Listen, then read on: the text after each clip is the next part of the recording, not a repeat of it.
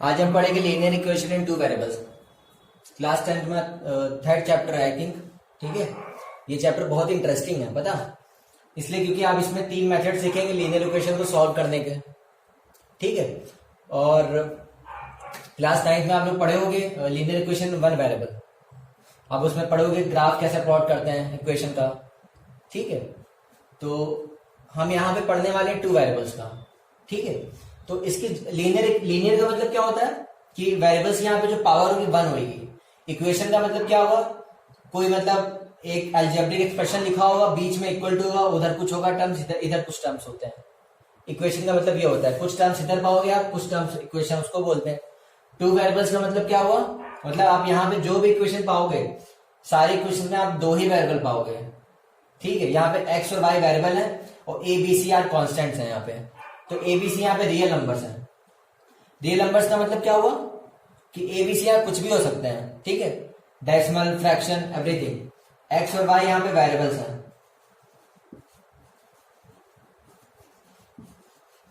एक चीज और याद रखिएगा, ए और बी कभी जीरो नहीं होंगे यहाँ पे। ये इसकी जनरल फॉर्म मैंने लिखी है, linear equation in two variables. आप सारी इक्वेशन इसी फॉर्म में पाओगे। ठीक है, देखिए a is not equal to 0 होता है, b भी इज नॉट इक्वल टू 0 होगा। क्यों? अगर a और b 0 हो जाएगा तो लीनियर इक्वेशन ही नहीं बनेगी, इसीलिए c 0 हो सकता है लेकिन कभी भी a और b यहाँ पे 0 नहीं होगा। ठीक है, तो इसका ग्राफ भी हम सीखेंगे कैसे प्लॉट करते हैं। देखिए आप इस चैप्टर में बस 2 ही चीज पढ़ने वाले हैं। देखिए पहली बात तो प्रॉब्लम सॉल्व पढ़ेंगे, उसके बाद घूम फिर के आपको सॉल्यूशन भी निकालना पड़ेगा।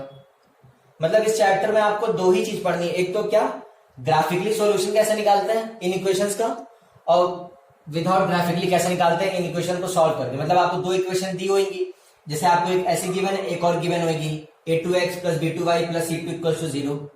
तो आप उन दोनों इक्वेशन को सॉल्व करके आपको क्या निकालना है, x और y की आपको वैल्यू निकालनी पड़ेगी वेरिएबल्स की, क्योंकि कांस्टेंट तो आपको गिवन होगा ना। ठीक है, आपको बस वही 2 चीजें पढ़नी है और उसको सॉल्व करने के यहाँ 3 तरीके आपको पढ़ाए जाएंगे। पहला होगा सब्स्टिट्यूशन, दूसरा होगा एलिमिनेशन, तीसरा होगा क्रॉस मल्टीप्लिकेशन। और कुछ नहीं इस चैप्टर में। और थोड़ी बहुत प्रॉब्लम सम्स हैं जो पूछी जाती हैं। ठीक है, कुछ पूछी जाएंगे आपको डिनोमिनेटर वाली, नंबर्स वाली, कुछ पूछी जाएंगे आपकी फादर्स एज मदर्स एज वाली। तो उसमें घूम फिर के आपको सॉल्यूशन ही निकालना पड़ेगा लास्ट में, इक्वेशन बनाने के बाद भी। इसलिए ये सबसे पहले सीखना चाहिए कि सॉल्यूशन कैसे निकालते हैं। ठीक है, और इसमें कुछ नहीं है, ए बी सी यहाँ पे रियल नंबर्स है, एक्स वाई आर वेरिएबल्स हैं, ये याद रखिएगा। और 2 ही वेरिएबल्स हम पढ़ेंगे, उससे ज्यादा वेरिएबल्स नहीं पढ़ने वाले। ठीक है, चलिए अब जैसे सपोज कर लीजिए आपने 9th में भी सीखा होगा ग्राफ बनाना। जैसे कि हमको एक लीनियर इक्वेशन गिवन हुई है, ये 2x plus 3y equals to 2। देखिए ये इसकी जनरल फॉर्म है। देखिए आप एक चीज याद रखिएगा, अगर 2 यहां पे आ जाएगा तो यहाँ 0 ही तो बचेगा ना, तो वो भी एक लीनियर इक्वेशन ही बोली जाएगी। जैसे हम c वहां कर दें तो ax plus by equals to minus c हो जाएगा ना, वो भी लीनियर इक्वेशन ही है, कुछ अलग नहीं है। खाली हमने ट्रांसपोज हमने इधर कर दिया, इधर कर दिया, एलएचएस को आरएचएस में। तो जनरल फॉर्म यही होती है, ये भी लीनियर इक्वेशन ही है, हमने कांस्टेंट वाला टर्म उधर रखा है, उससे कोई फर्क नहीं पड़ता है। तो कभी भी आपको, अभी हम सबसे पहले सीखने वाले हैं कि हम ग्राफिकली सॉल्यूशन कैसे निकालते हैं, वो इंपॉर्टेंट है। उसके बाद हम सीखेंगे कि विदाउट ग्राफिकली हम कैसे निकालेंगे सॉल्व करके। ठीक है, तो कभी भी आपको गिवन हो कि ऐसा कोई लीनियर इक्वेशन, तो आप क्या कह रहे हैं, पहले तो एक लाइन छोटा सा टेबल बना लीजिए एक्स और वाई। ठीक है, ये हमारा टेबल बन गया है। 2x प्लस 3y का इक्वल्स टू 2 और x minus 2y equals to 8। आपको यहाँ पे 2 इक्वेशन गिवन है लीनियर इक्वेशन, आपको इसका सॉल्यूशन बताना है लेकिन ग्राफिकली, ग्राफ के थ्रू। ठीक है, तो सबसे पहले हम यही पढ़ेंगे इस चैप्टर में।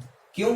क्योंकि ये इंपॉर्टेंट है। मतलब आप इसके आगे पढ़ेंगे कि इन इक्वेशंस को कैसे सॉल्व करके एक्स और वाई की वैल्यू निकालते हैं विदाउट ग्राफिकली। उसके 3 मेथड होते हैं, लेकिन ग्राफ के थ्रू आप कैसे उसकी वैल्यूज निकालेंगे।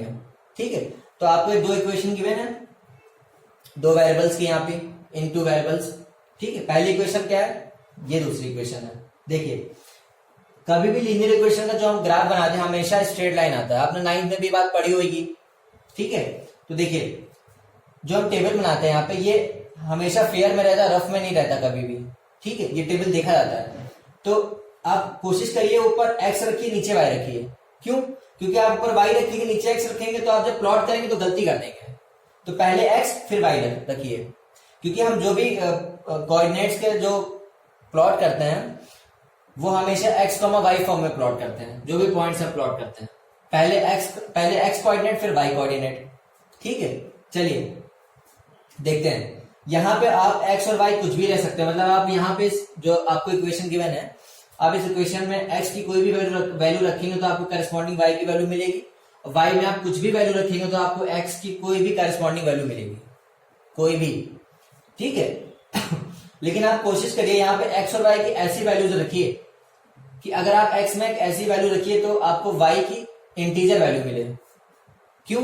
आप रख तो इसमें कुछ भी सकते हैं, 500, 1000, 1500 कुछ भी रख सकते हैं, 2.5 डेसिमल फ्रैक्शन, लेकिन आपको जब आप प्लॉट करेंगे तो आपको प्रॉब्लम हो जाएगी। ठीक है, तो आप कोशिश करिए आप ऐसी वैल्यू रखिए कि आपको इंटीजर वैल्यू मिले, तो आपको आसानी रहेगी प्लॉट करना, इसलिए। ठीक है, तो हम यहाँ पे देखिए, मैंने यहाँ पे x की वैल्यू 0 रखी तो हमको फ्रैक्शन मिल गई। अब 2/3 हमको पता 0.6 होता है, अभी यहाँ पे कोई बड़ी वैल्यू मिलती फिर आप उसका पहले डेसिमल फाइंड करते हैं। ठीक है, इसीलिए मैं कह रहा था। तो देखिए x यहाँ पे 0 रखेंगे तो y हमको मिलेगा 2/3, 0.66 होता है। एक बार x में वैल्यू रखिए और एक बार y में रखिए, फिर एक बार x फिर एक बार y। आपको मिनिमम आपको 3 मैक्सिमम 4, आपको 4 तक पॉइंट्स फाइंड करने हैं बस। आपको उसी पॉइंट्स में आपको ग्राफ बन जाएगा, आपको स्ट्रेट लाइन मिल जाएगी। 3 से कम मत कभी करिएगा। ठीक है, क्योंकि अगर आपको 2 इक्वेशन गिवन होती है तो आपको उन 2 इक्वेशन का इंटरसेक्शन निकालना होता है, वही आपका सॉल्यूशन होता है। तो इसलिए आपको मिनिमम 3 तो पॉइंट्स निकालने पड़ेंगे। ठीक है, तो देखिए अब फिर आपने x में 0 रखा तो y में 2 रखिए, तो जब y 2 रखेंगे तो हमको x मिलेगा -2। ठीक, उसके बाद हमने x1 रखा है, यहाँ पे x1 रखेंगे। ठीक है, तो हमको y मिलेगा 0, यहाँ पे x1 रख दीजिए, 2 - 2 0। अब देखिए आप y रखिए -2, -2 × 3 -6, 2 - 6 कितना हो जाएगा? यहाँ पे -6, 2 + 6 हो जाएगा 8 हो जाएगा, 8/2 4 आएगा।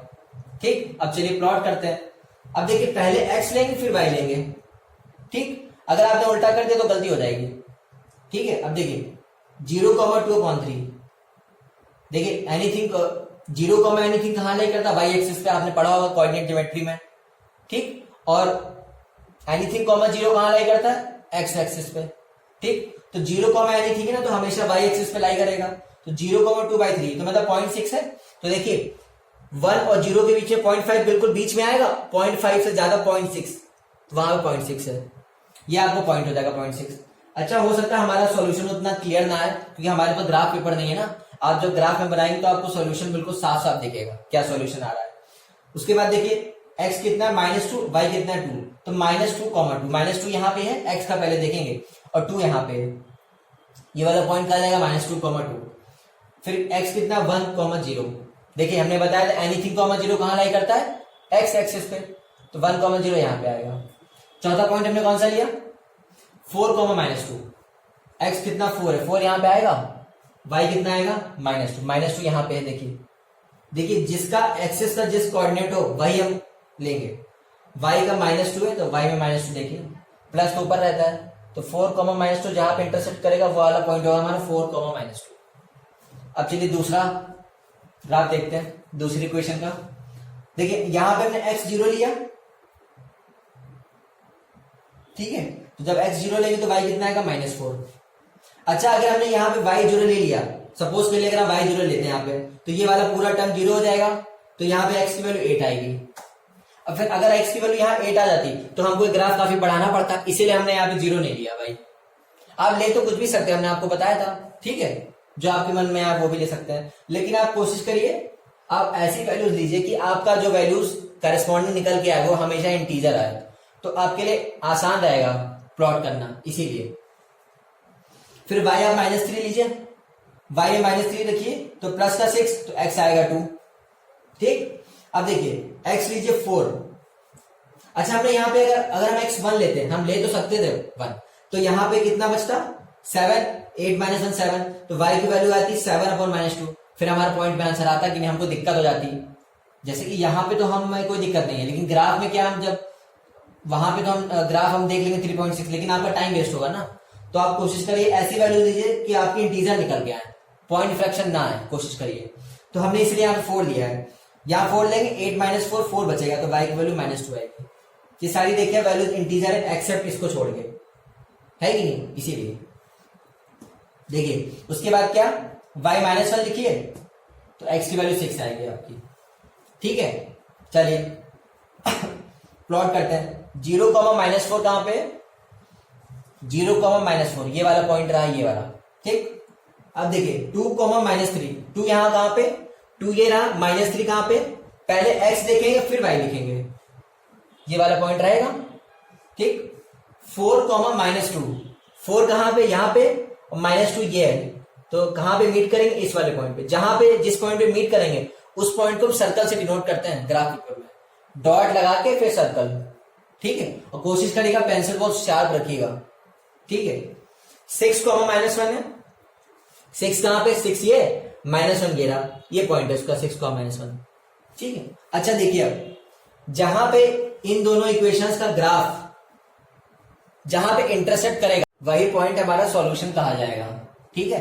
तो दोनों ग्राफ कहां पे इंटरसेक्ट कर रहे हैं, 4, -2 पॉइंट पे।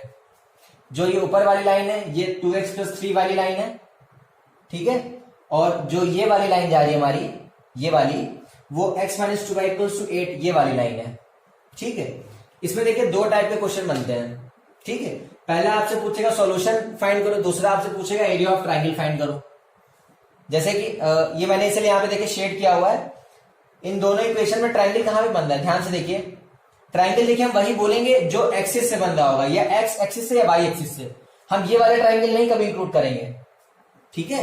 क्योंकि हर ट्रायंगल के एक बेस चाहिए होता है ना, तो बेस क्या होंगी, कि एक्सिस होंगी ना, एक्स एक्सिस या वाई एक्सिस। तो देखिए यहाँ पे इन दोनों इक्वेशन में 2 ही ट्रायंगल बन रहे हैं, आप ध्यान से देखिए। एक तो ये वाला ट्रायंगल बनेगा वाई एक्सिस से, और एक ये वाला ट्रायंगल बन रहा है, ठीक है। तो आपसे कभी कभी ये पूछ सकता है कि एरिया ऑफ ट्रायंगल फाइंड करो या और सॉल्यूशन फाइंड करो। अधिकतर दोनों चीजें पूछी जाती हैं, एक नहीं पूछी जाती हैं, ठीक है। तो अगली वीडियो में ये भी देखेंगे कि एरिया ऑफ ट्रायंगल कैसे फाइंड करते हैं। उसका फॉर्मूला होता है area of triangle half base into height. Base पता किसको मानते हैं, जिस एक्सिस से वो ट्रायंगल बन रहा होगा उसको हम बेस मानेंगे, ठीक है। और जहां पे वो लाइन इंटरसेक्ट कर रही होंगी वहां से एक परपेंडिकुलर लाइन ड्रॉ कर देंगे बेस पे, वो हाइट हो जाएगी। अगर ये वाला बेस मानेंगे तो यहाँ पे परपेंडिकुलर लाइन ड्रॉ करेंगे, ठीक है। अच्छा एक चीज और याद रखिएगा, जो हमारा सॉल्यूशन निकल के आता है ग्राफ से, तो वो जो पॉइंट होता है 4, -2 वो दोनों इक्वेशंस को सेटिस्फाई करना चाहिए। जैसे आप चेक कर लीजिए, यहां पे आप 4x4 है, y -2 है, तो 4 2 8, -2 × 3 -6 2 आएगा। यहां पे चेक कर लीजिए 4 -2 × -2 प्लस का 4 + 4 8। अगर आपका जो भी सॉल्यूशन निकल के आता है अगर दोनों इक्वेशन को सेटिस्फाई नहीं कर रहा है तो वो आपका सॉल्यूशन कभी भी नहीं कहा जाएगा, मतलब आपने कुछ गलत निकाला है। आप हमेशा क्रॉस चेक कर लीजिएगा, आपका जो भी सॉल्यूशन आया है वो दोनों इक्वेशंस में सेटिस्फाई करना चाहिए, ठीक है। अधिकतर आपसे 2 ही इक्वेशन दी जाती है, 3 इक्वेशन भी दे सकता है। तो अगर 3 इक्वेशन गिवन होती तो जहां पे तीनों इक्वेशंस की लाइन इंटरसेक्ट करती वो हमारा सॉल्यूशन कहा जाता ग्राफिकली, ठीक है। यही सब है इस चैप्टर में। उसके बाद आप वही पढ़ेंगे, मतलब विदाउट ग्राफिकली हम कैसे फाइंड कर सकते हैं, उसके 3 तरीके होते हैं, ठीक है। अगर आपको समझ में अच्छे से आ गया हो तो प्लीज सब्सक्राइब एंड लाइक कर दीजिएगा, ठीक है। Thank you.